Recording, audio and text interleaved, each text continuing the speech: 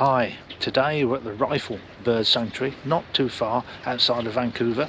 It's one of these places you have to pay to get in. It was $8 Canadian, although I get the old Wrinklies discount, and you can't get in till 9 o'clock either. But it was raining at 9 o'clock when we came in, and now the sun's just come out. Second time I've seen the sun in Vancouver. I don't think it's going to last very long. The sanctuary is 740 acres of marshland and ponds, with a whole series of trails linking it up. And you can't just turn up, you need to pre-book it off their website. And photographically it's excellent. There's good access to many of the ponds, they're very photogenic, and low access is available at most of them. As ever in Vancouver, you might have a problem with the weather. When it's rather dull, you don't get nice colours in the water. You can try and find patches where the water is very smooth and reflecting the surrounding vegetation rather than the sky, as is the case with this American Widgeon. And during my day there, I had a mixture. Sometimes the sun was shining, sometimes it was raining. Most of the time it was pretty dull. But this is the American Widgeon.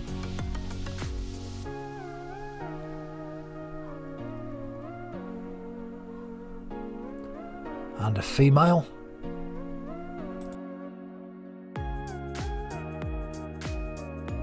The tripod is there and at full height for flight photography. Whenever there was some decent light, there was a lot of flight opportunities. The birds are going backwards and forwards constantly.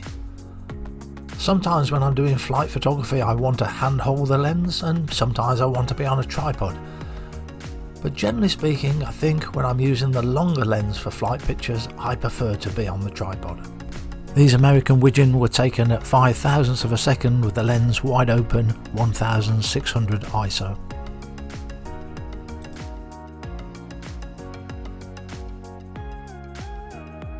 A northern shoveler coming towards me. I'm still very impressed with the autofocus and the bird eye detection of the OM1 camera. I still haven't done the latest firmware update 1.3. I just haven't had opportunity. The photographers that I know who have done the update are very positive about it. They feel it has improved it.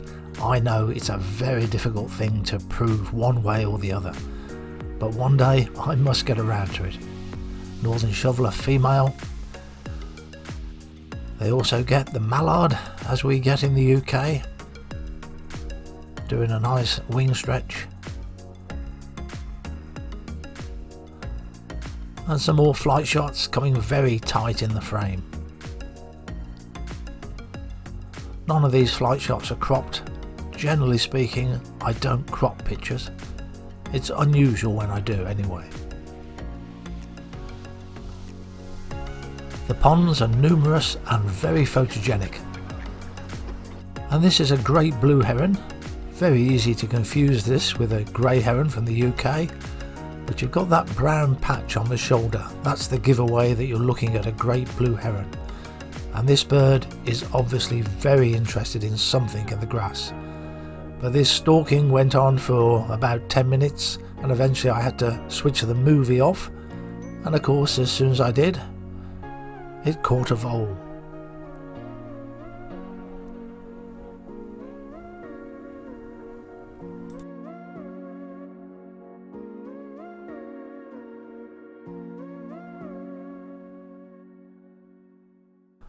A very colourful hooded Mergansa.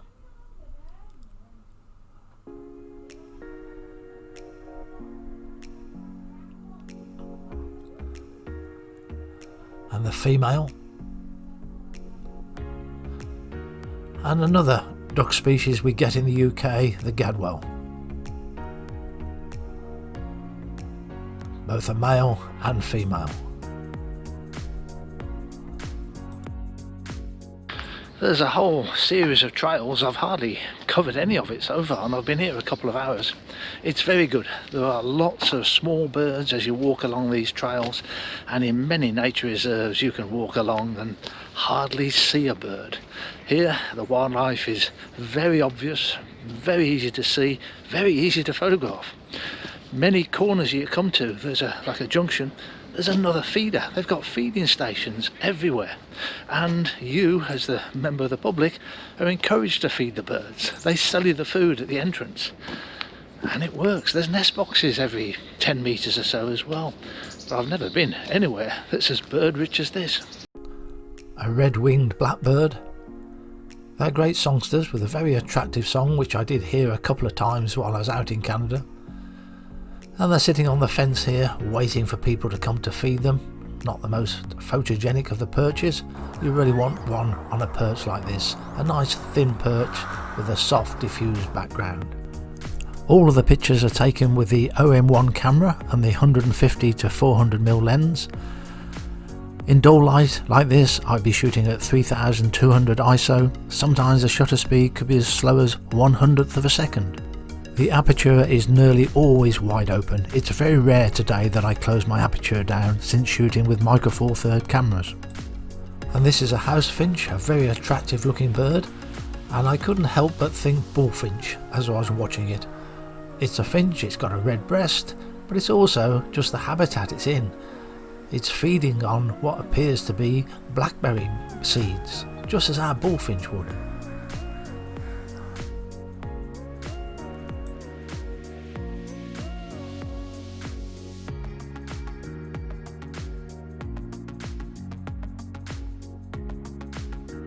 And the golden crowned kinglet, well, that's obvious, it reminds you of a gold crest.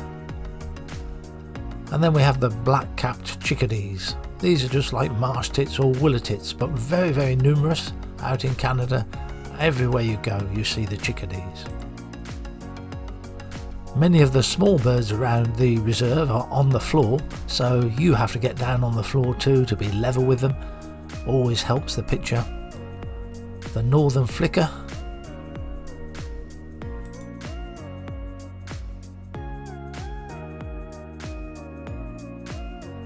And then, as I do on every trip, you have problems with the small brown jobs. I hope this is a fox sparrow. Someone will correct me if I'm wrong, but I had problems sorting out between fox sparrows and song sparrows. This is the dark-eyed junco. And this one's easy, the golden crowned sparrow.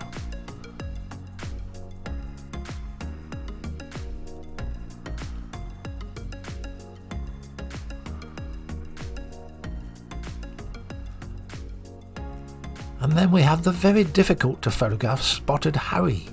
They just never stop moving, very rarely pose at all, just constant movement.